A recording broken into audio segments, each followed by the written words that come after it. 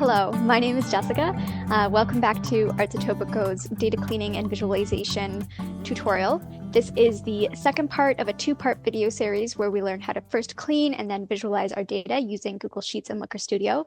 If you haven't yet seen that first video, I highly recommend you go back and check it out.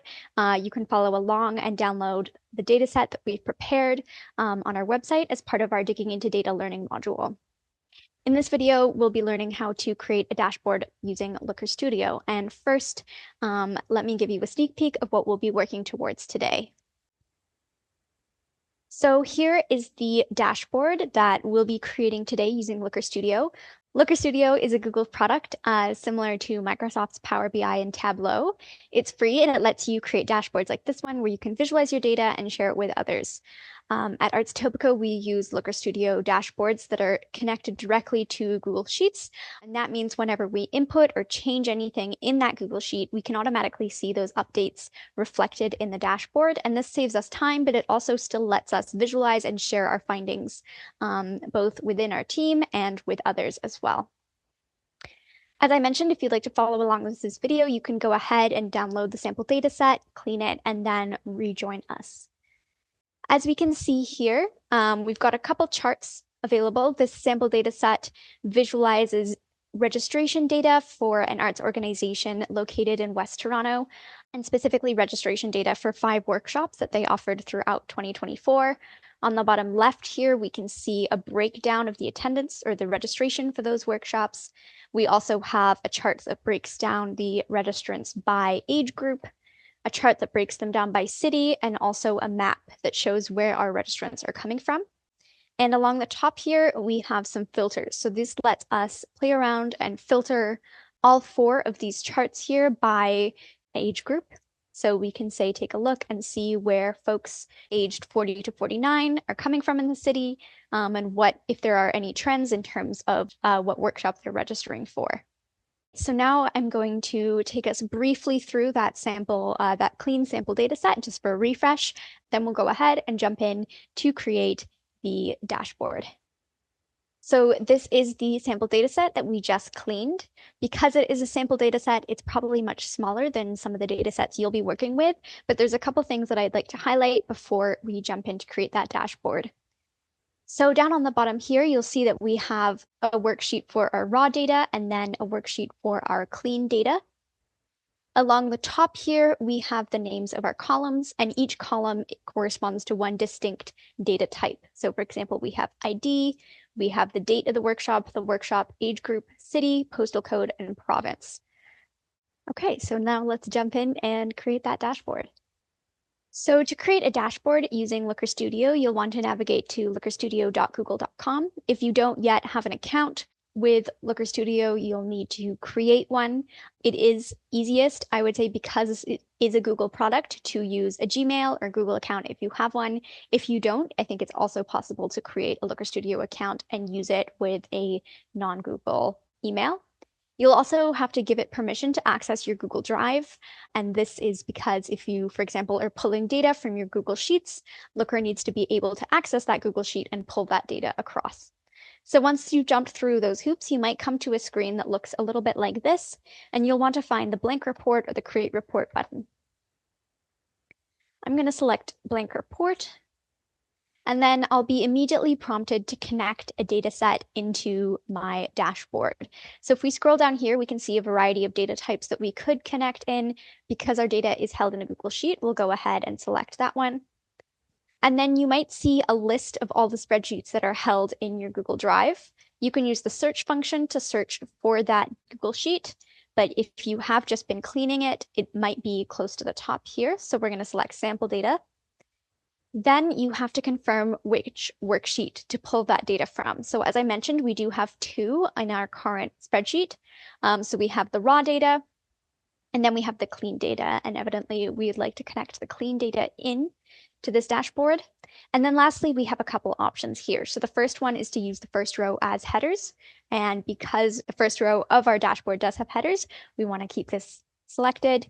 We also want to include the option to include hidden cells and filtered cells, but we don't need to really worry ourselves with including a specific range. So we don't have to change anything here. And then I'll go ahead and hit add in the bottom right-hand corner. So this is the layout that we'll be working in to create a dashboard.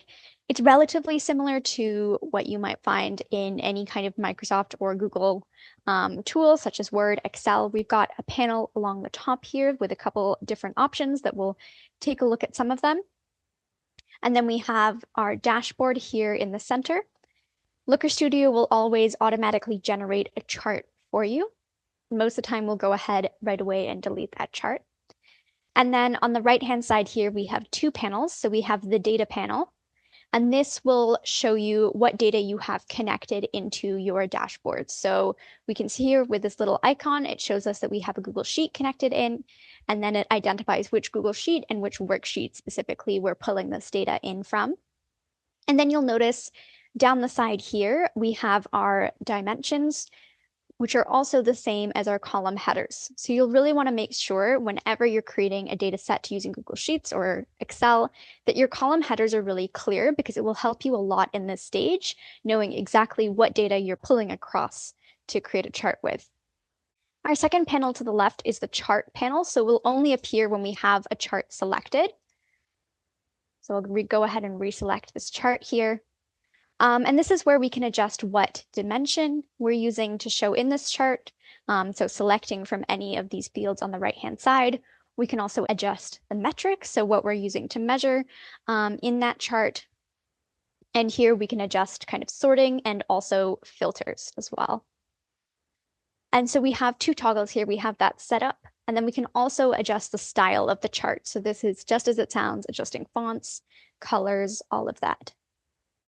And then the last two things I want to flag is we do have the option to share, just like any other Google document. And then we also have a toggle button here, so we can toggle back between edit mode, which we're currently in, and view mode. So when you're sharing it, unless you share it with edit permissions, folks will see it in that view mode and won't be able to adjust charts to the same amount. So I'm going to go ahead and delete this chart here, and I'm just going to insert a report title. There we go. And the first thing I want to do before I create any charts is make sure that Looker Studio is understanding my data correctly. So to do that, I'm going to go up to Resource here and select Manage Added Data Sources. And if you'd say had more than one spreadsheet connected into your dashboard, you would have them listed down here. You also have the option to add more data in at this point if you choose. But I'm going to go over here to under Actions and select Edit. And here we have, again, our list of dimensions. So these are identical to our column headers and our metrics. And here under the type column, we can understand how how Looker Studio is interpreting each of these dimensions. So for the most part, they're being interpreted as text, and it is interpreting the date correctly. And Looker is pretty clever. Most of the time it will pick up on some things, but you'll always want to check because it will adjust how you can use different dimensions to create different charts. So one thing I do want to adjust is the postal code dimension here. It's currently being interpreted as text. However, I would like to use the postal code to create a map. So I'm going to go in, I'm going to click on text, come down to geo, and then select postal code and just confirm. Everything else, I'm happy with it being text, being interpreted as text. But if I was working with, say, maybe financial data, I would have much more to do here to make sure that my data is being interpreted in the right currency, etc.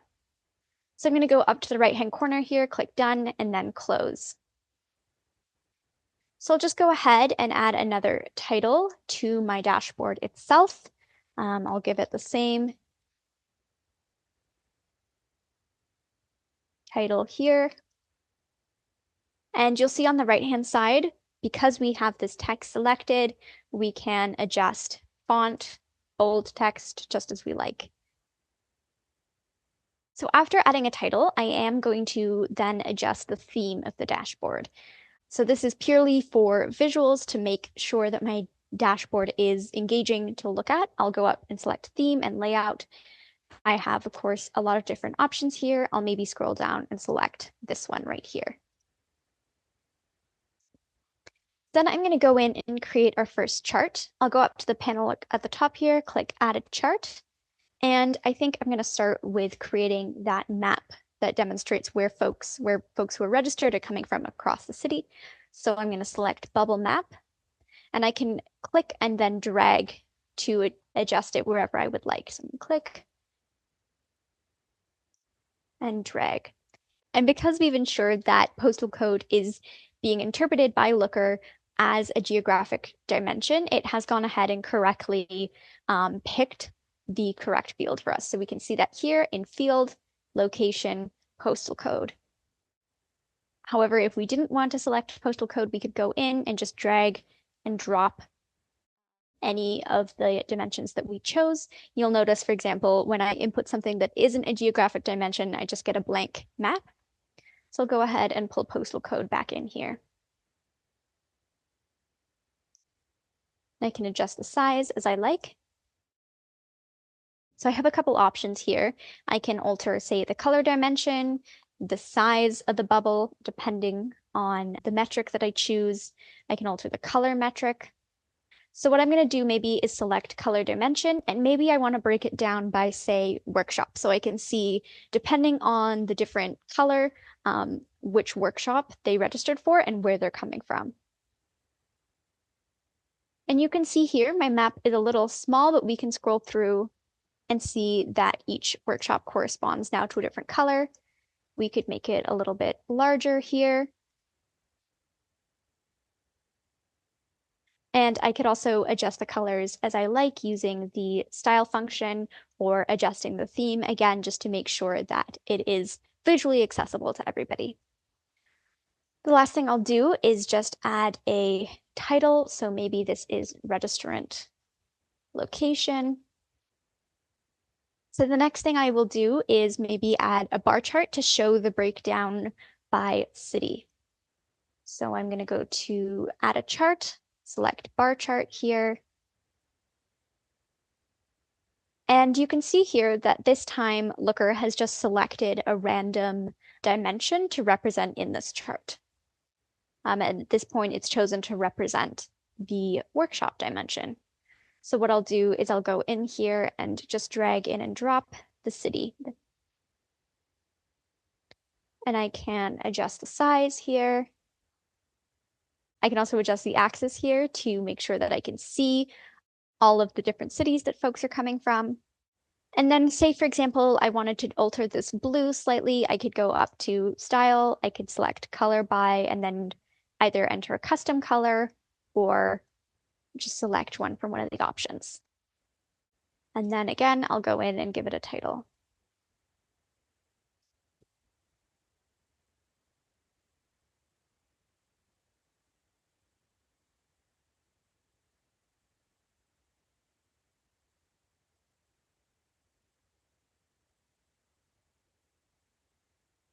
Okay, so let's go in and add one more chart together. I'm going to create a donut chart this time to show how different folks registered for different workshops. And you can see right away here that Looker Studio has once again selected a random dimension. This time it's happened to be the one that I'm looking for. Again, this is a rather small data set. We don't have too many options here. So I will leave it as this. Again, I could input a title here. So now we have this one last chart here. And again, it has automatically picked that color based on the theme, but if I wanted to, I could just go in and select either by dimension colors or slice order, single color. So there's a couple different ways that you can really play around both with your charts and also with how they appear in your dashboard. So the last thing I'm going to do is add our final chart here, our second final chart, and then we'll go through a couple different options for how you can adjust and play around with your dashboard, essentially. So for this last chart, I'd like to break the dimension down by age group here. So you can see here when I select a bar, it automatically filters the data in my other charts here. And I can just get out of this by hitting reset here like this. I can also duplicate parts of the dashboard. So if I wanted to keep all my formatting the same between, say, text boxes or even between charts. I can just go in, right click and select duplicate.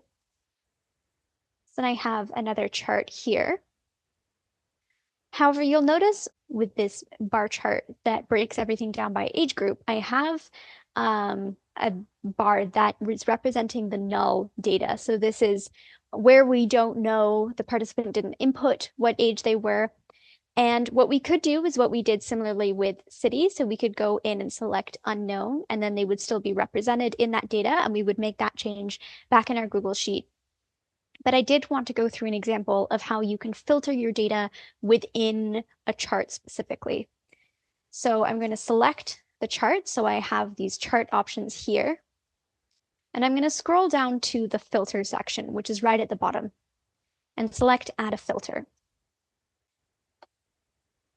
It's really important to name your filter. Once you're working with a much bigger data set, you have many more dimensions.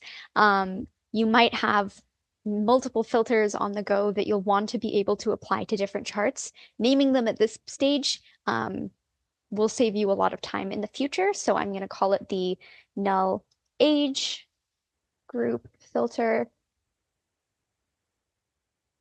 And then what we can do is go in and we have a drop down here. So we can say include data if, and we can set a rule, or we can say exclude data if and set a rule. So we're going to include, and then you have to select a field. So we're working with the age group field at this point, and then you're prompted to select a condition. So there's multiple different options here. And I encourage you to, once you're comfortable with Looker Studio, take a look at them and see how they work differently. But we're going to scroll down to the bottom here and select is null. So we're going to exclude any age group that is registering as null and select save. And here you can see that we've automatically filtered that data in this chart. Now, if you recall back in that original dashboard, we did have a list or a chart that displayed the number of participants or the number of registrants in our sample. So we'll input that. I am going to select just by dragging my mouse across. I'm going to select and move down these charts so I have space to add it. I will do the same with this group here. I'll go back up to add a chart and go to scorecard and select this one here. So this is counting the record count, and what that indicates is simply the number of rows in our data set. So it's counting that number of rows, which is 80. Of course, it's excluding the headers because we told Looker right at the start of this process that we did have headers in our data set. But what maybe we want is the number of unique registrants. So in our first data cleaning video, we did find that we had a registrant who had registered for 2 different workshops. It was the same person, they were coming back twice. And maybe we want to be very clear in this specific chart that we only include the number of unique registrants. So what I'm going to do is I'm going to alter the metric here. And instead of pulling from record count, I'm going to pull in the ID number here. And if you see on the left-hand side, it says CDT, and that stands for count distinct. So it's automatically counting the distinct ID numbers that are in our Google Sheet.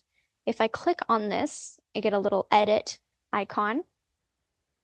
And then there are more adjustments I can make. So I could say count, and this would once again put us up to 80. We're just asking it to count the number of ID numbers, but we want it to count the distinct IDs. We can also add the name so it's a little clearer to everybody who is looking at this chart.